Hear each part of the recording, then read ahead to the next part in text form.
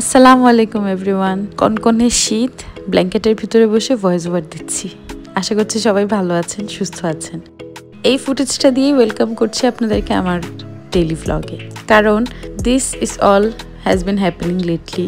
আমার বেডরুম আর ড্রয়িং রুমের হাফ যে পোর্শনটা, ফ্রন্ট পোর্শনটা, সেটাতে একটু ভাঙাচুরি চলছে, কারণ বিল্ডিংয়ের বাইরে প্লাস্টার হচ্ছে।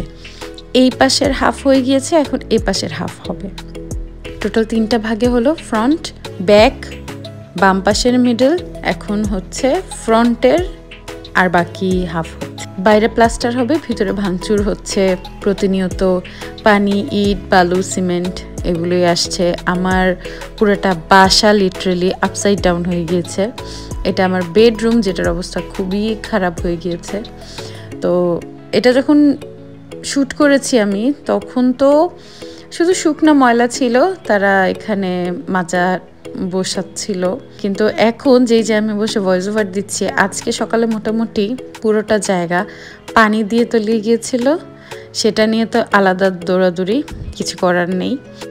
আর এটাই শেষ না, দেখতেই পাচ্ছেন আমার এখানে ওয়ালের কি অবস্থা। তো এই সিলারগুলোকে উঠায় তারপর আবার নতুন করে কালার করা, ইন্টেরিয়ার করানো, আমার মাথায় আরও অনেক প্রেশার, আরও অনেক কাজ আমার বাকি। এই প্লাস্টারগুলো করার জন্যই মূলত এতদিন ওয়েট করা। তো হোপফুলি আমি খুব তাড়াতাড়ি শুরু করে ফেলবো। আপনাদের যে কারো যে কোনো আইডিয়া প্লিজ আমার সাথে শেয়ার করবেন। আমার খুবই মেসড আপ অবস্থা, আমি কিছু প্ল্যানই করতে পারতেছি না যে আমি আসলে কিভাবে, কোন দিকে, কোন পাশে, কতটুকু কীভাবে করে আমি ইন্টেরিয়ারটা কমপ্লিট করব, কি কালার চুজ করব, ওয়ালপেপার বেটার না ওয়াটার পেইন্ট বেটার, কি করব আমি বুঝতে পারছি না। এদিকে দুপুরের তো খানা দানা তো খেতেই হবে। তো কাঁচা কলাকে কেটে হাতের এই অবস্থা, কারণ সাথী রানী আসে নাই এখনও। সাথী রানী যদি আসতো তাহলে আমার আর এই কষ্টটা করতে হতো না। এদিকে আমার ডাইনিং রুমটাও মেসড আপ, টেবিলটাকে একদম ড্র্যাগ করে ওই পাশে নিয়ে গিয়েছি। আমি লিটারালি গেস্ট রুমে শিফট হয়ে গিয়েছি। আমি নিজেও বুঝতে পারছি না যে আমার বাসা কোন দিক থেকে কোন দিক হয়ে যাচ্ছে। সাথী রানী ফাইনালি আসলো, ও আমাকে হেল্প করছে। ও থাকলে আমার অনেকটাই হেল্প হয়। আর কোন রুম দিকে কে কোন দিক দিয়ে ঢুকছে বাসার ভিতরে, কি করে কাজ করে চলেও যাচ্ছে, আসলে বুঝতে পারছি না। আমরাই এক একজন এক এক দিকে দৌড়ঝাঁপ। এই নাম একদিকে ডিউটি দিচ্ছে, সাবা একদিকে ডিউটি দিচ্ছে, সাথী রানী ওর কাজ চালিয়ে যাচ্ছে, আর আমি ওদিকে রান্নার পার্টটাও দেখছি, এদিকেও দৌড়াদৌড়ি করছি। মাথা ফাটানোর মতো শব্দ, মানে এত ভাঙচুরের যে সাউন্ডটা, এটা আমি নিতেই পারি না। যখন বাসার ভিতরে হয় মাথা ধরে যায় টোটালি। একজন এই জানালায় ঝুলছে তো আরেকজন ওই জানালায় ঝুলছে। এইদিকে টিভিটাকেও মোটামুটি তুর্য রুমে শিফট করা হলো। ওই বেচারা রুমটার অবস্থা খুবই খারাপ করে ফেললাম। আর এই যে গেস্ট রুমে আমার যেই শিফটিং, সেই কাজ চলছে। ঘর ঝাড়ু, মোছা, ক্লিনিং, ওনারা যে ভাঙচুর করছে এটা নিয়ে আমরা সব ক্লিন করছি। আর এই যে প্লাস্টারটা, সেটা যে গেস্ট রুম থেকে দেখা যাচ্ছে ওই পাশের ফ্ল্যাটে, এইটাই ওই সাইড দিয়ে এখন করা হবে। যে যখন এখানে করা হয়েছিল এটার অবস্থাও খুব খারাপ ছিল, তখন আপনাদেরকে অতটা দেখানো হয়নি। এই হালচাল এরই মধ্যে আছি। বললাম না সাউন্ডটা নিতে পারি না। দুপুর হতে হতে মোটামুটি আমার মাথার অবস্থা খুবই খারাপ। ভাবলাম কোনো মতে একটু খেয়ে, কাঁচা কলা দিয়ে শিং মাছ দিয়ে রান্না করেছি, শোল মাছ, ফুলকপির ঝোল, কোনো মতে খেয়ে একটু গিয়ে শুই। এদিকে তাকা, কথা সরে, কথা সরে। কান্তাছিস কেন? আপনাকে মিলে নেই। আমি যাদের যেতে চাই তারা কেন কাপল হয় না? আর না হলে আমি তাদেরকে কেন চাই যারা কাপল হবে না?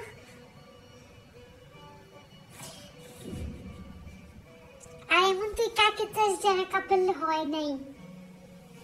কবুল না করতে আশেপাশে আমি তাদেরকে এখনো চাই যে ইউনিভার্স যদি কোনো সাজেস্ট করে তাদেরকে নিয়ে আরো বেশি ভালো হয়।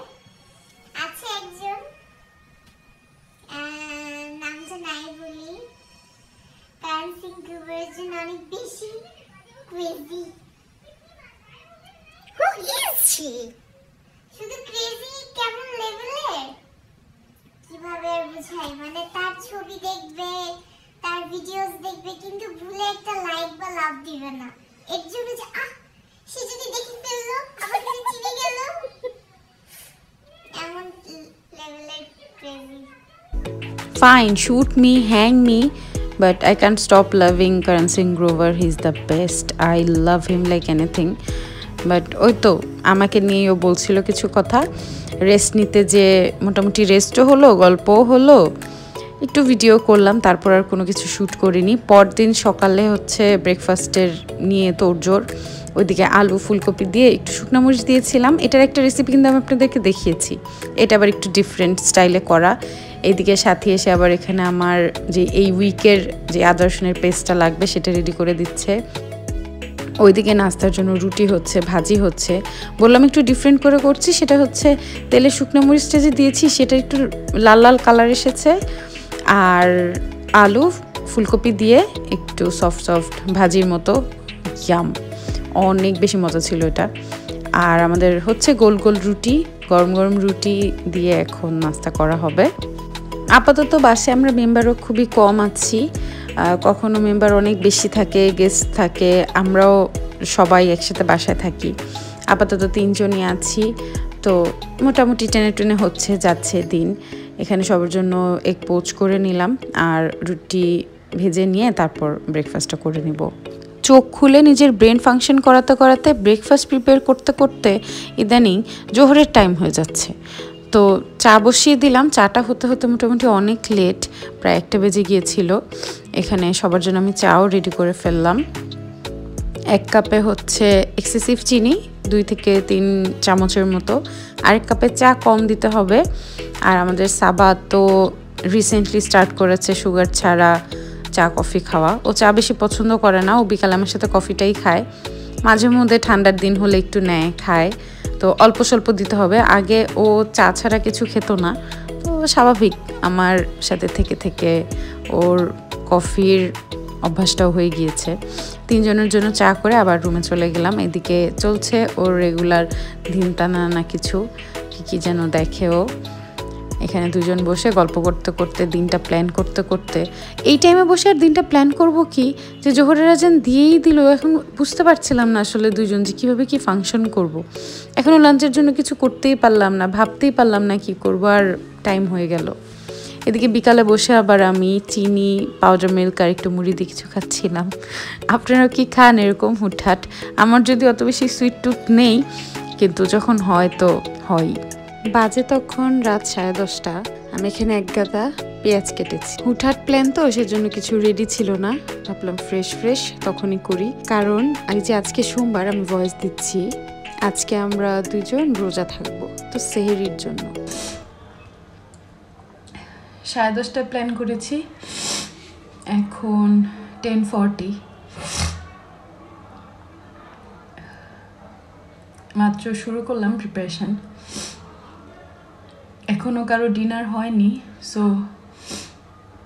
ডিনার কমপ্লিট হতে হতে, সব গুছাতে আই হোপ আমি রান্নাটা কমপ্লিট করে ফেলতে পারবো, আমি যেটা চাচ্ছি করতে।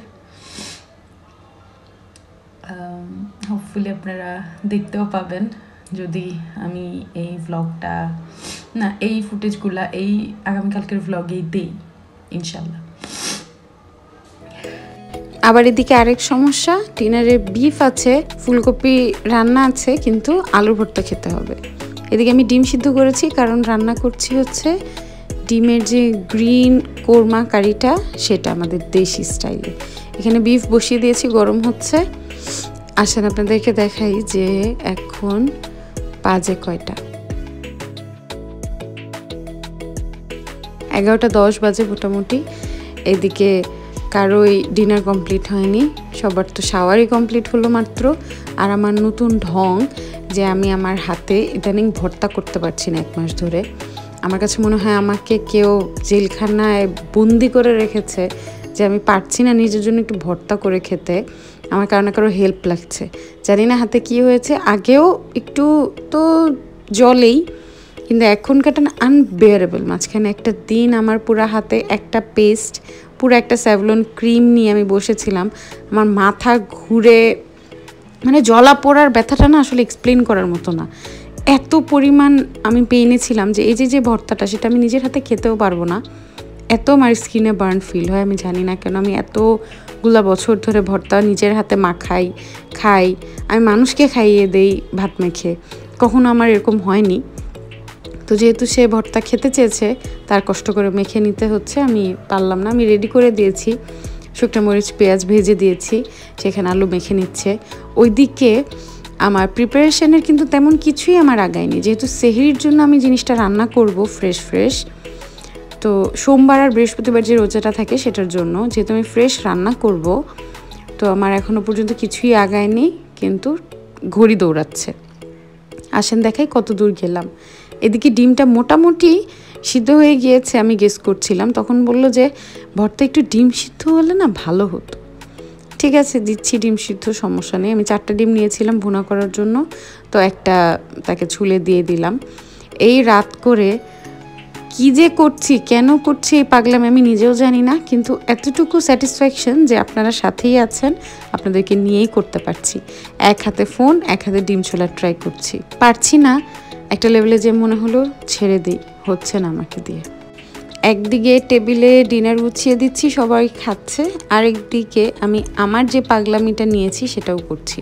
ডিমটা ছুলে যে দিয়ে আসলাম, খুব মজা করে মাখিয়ে ভর্তা করছিল, ডিনার করবে। বিফ ছিল, তরকারি ছিল, কিন্তু এখন খেতে ইচ্ছা হয়েছে, কি করার আছে। ডিমটা পারফেক্টলি কুক ছিল।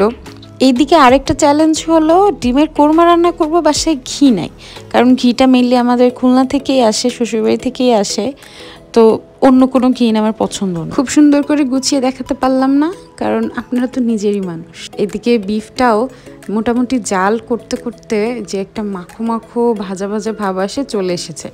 ভাবলাম তাকে খেতে দিয়ে এবার আমি আমার কাজে যাই। কি আর কাজ, টেবিলে বসলে সে একগাল না খেয়ে 3টা দিবে ডাক, একটু পরপর ডাকবে, একটু পরপর ডাকবে। তো এখন চলেন দেখাই কেন ডাকছে। তার অভ্যাস, খেতে বসলে ডেকে ডেকে খাওয়াতেই হবে, যতই বলি আমি ডিনার করেছি, আমি ফুল না। তার যেহেতু সে মাখিয়েছে ভর্তা নিজের হাতে, টেস্ট তো করাবে। ওদিকে আমি ধনেপাতা কিন্তু ধুয়ে কেটে রেডি করেছি, কিন্তু দিবে না, আজকে মুড হয়নি। এদিকে আসেন ডিমের কোরমাটার মশলা রেডি করে নিই। পেঁয়াজ, কাঁচামরিচ আর এই ধনিয়া পাতাটাকে দিয়ে খুব ভালোভাবে ব্লেন্ড করে নিচ্ছি। ফার্স্টে ভাবলাম আমি আর সাবা সেহরি করব, আমাদের তো ডিম ভুনা খুব ফেভারিট, সেটাই করি। পরে মনে হলো একটু কোরমা মিষ্টি মিষ্টি যেই আমাদের দেশি টেস্টের যে কোরমাটা, সেটা হলে ভালো হয়। পরে মনে হলো ওটার সাথে তো পোলাও যায়, ভাত দিয়ে কি ভালো লাগবে।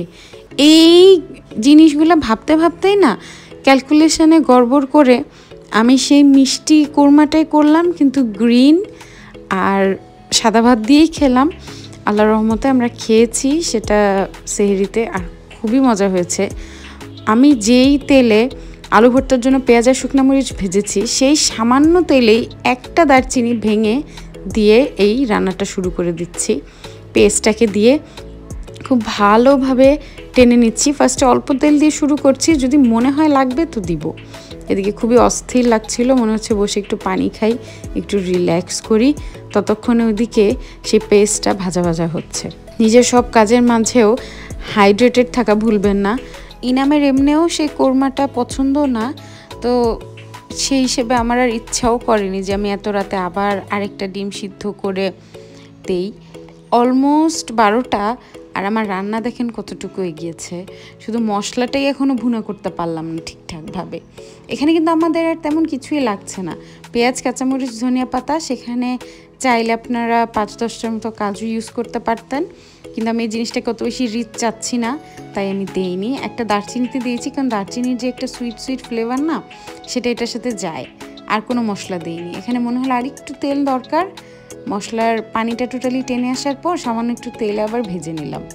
আর ফুটেজটা নিতে ভুলে গিয়েছি, আমি ডিরেক্ট গরম পানি অ্যাড করে সেটাতেই বয়ম থেকে ডিরেক্ট 3 থেকে 4 টেবিল স্পুনের মতো মিল্ক পাউডার অ্যাড করে দিয়েছি। তারপর এটাকে ইচ্ছা মতো নাড়িয়ে গুলিয়ে নিলাম। ডিমগুলাকে আমার আসলে একটু ভাজারও সময় হয়নি, আর ওই যে বললাম আর ইচ্ছা হয়নি যে আবার একটা ডিম সিদ্ধ করি, ছুলি আবার দেই। আর ডিমের গায়ে যে কেঁচাগুলো দেখতে পাচ্ছেন, সেটাও মোটামুটি যেটা দিয়ে আমি রান্না করছি, যে খুন্তিটা দিয়ে, সেটা দিয়ে ডিমগুলোকে ছেড়ে দিলাম। যত শর্টে করা যায়। এখানে রান্নাটা শেষ। সল্ট আর সুগার কিন্তু আমি অ্যাডজাস্ট করে দিয়েছি আমার টেস্ট মতো, চেখে চেখে দেখে তারপর দিয়েছি। অনেক সুগার লেগেছে, সল্টও লেগেছে বেশি, কিন্তু রেজাল্টটা অসাধারণ ছিল, অনেক বেশি মজা ছিল। এখানে এটাকে ঢেকে রেখে আমিও চলে গেলাম ঘুমাতে। আল্লাহ হাফিজ, দেখা হচ্ছে নেক্সট কোনো ব্লগে।